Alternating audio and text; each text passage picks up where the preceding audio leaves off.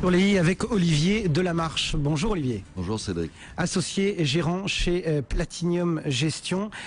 Envers et contre tout, le marché monte. Alors c'est le cas pour le marché européen, pour le marché français, mais plus singulièrement peut-être pour le marché américain qui réussit le tour de force d'être dans le vert sur cette année 2000. D'être le seul marché au monde à finir en hausse dans les grands marchés. Et c'est un Eldorado.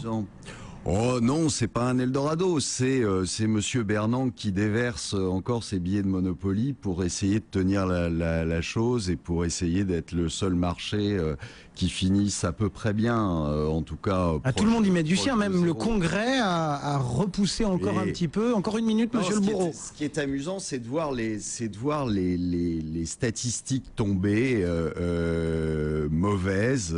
Alors mauvaises sur le chômage, bien que tout le monde dise le contraire, mais visiblement personne ne se coltine le bulletin du Labour américain. Il faut le lire, c'est très intéressant et où on s'aperçoit. C'est-à-dire qu'il y a le chiffre de façade et derrière, lorsqu'on travaille un petit peu le rapport. Quand on regarde un peu les choses, on s'aperçoit que le chiffre du chômage américain est toujours aussi mauvais et qu'il est même catastrophique. Donc dans la durée, dans le nombre de participants à la population active, dans le nombre de gens qui finalement dégoûtés de chercher du boulot n'en cherchent plus et à ce moment-là sortent des statistiques.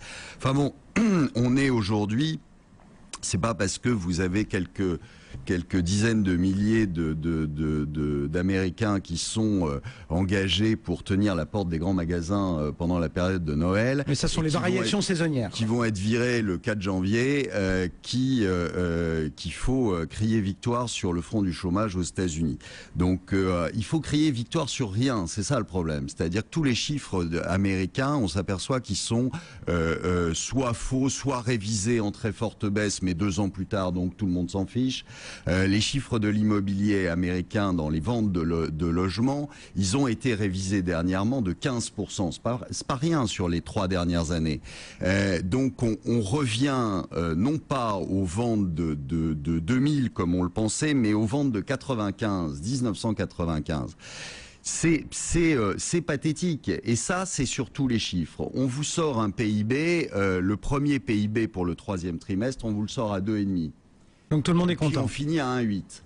Mais personne ne se souvient qu'il est d'abord sorti à 2,5. Et 1,8, c'est quand même pas grand-chose. On se retrouve sur la consommation des ménages. Le premier chiffre qu'on a sorti, c'est de 2,4. Là, on ressort 1,7. Tout le monde s'en fiche.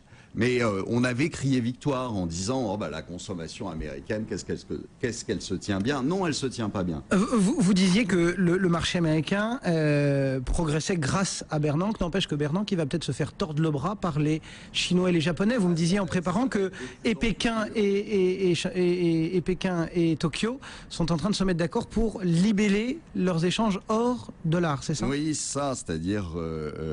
Alors expliquez-nous un tout petit peu comment on fait. Les Chinois paieront en yuan et là-dedans il n'y a pas de dollar et donc avant il y avait du dollar, ce qui obligeait les Chinois quand ils avaient du dollar à le recycler en allant aux adjudications. Ils y allaient de moins en moins, mais ils y allaient quand même. Aux adjudications du Trésor américain. Ça veut dire quoi? Ça veut dire que la Fed, qui rachetait déjà 99% des obligues émises par le Trésor américain, vont cette fois-ci pour le coup en racheter 100%.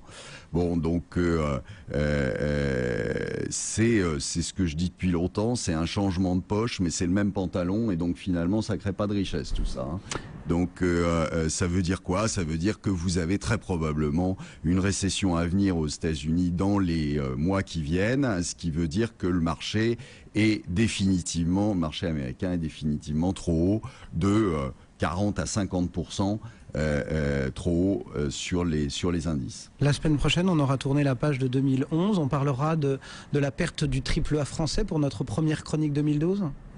Oh, je sais pas, peut-être, oui. Enfin, de toute façon, pour moi, il est déjà plus là, le triple A français. Et puis, c'est pas tellement le triple A français, c'est que aujourd'hui, vous avez eu quand même pendant cette année 2011 un changement total de paradigme, je dirais. C'est-à-dire que vous n'avez plus d'actifs sans risque.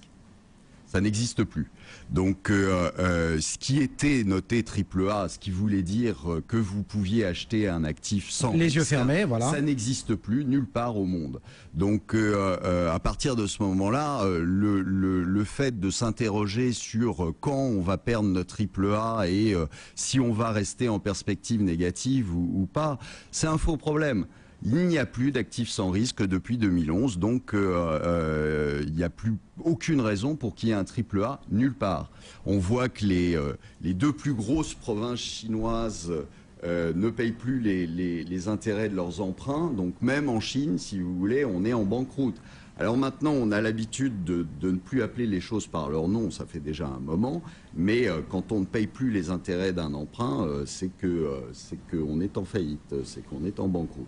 Eh bien, on verra si l'on tombe en faillite ou en banqueroute. En tout cas, ce sera tout pour le De la Marche Crue 2011. On se retrouve, Olivier, l'année prochaine. Merci beaucoup de nous avoir rejoints encore une fois ce matin. Olivier de la Marche, associé gérant chez Platinium Gestion.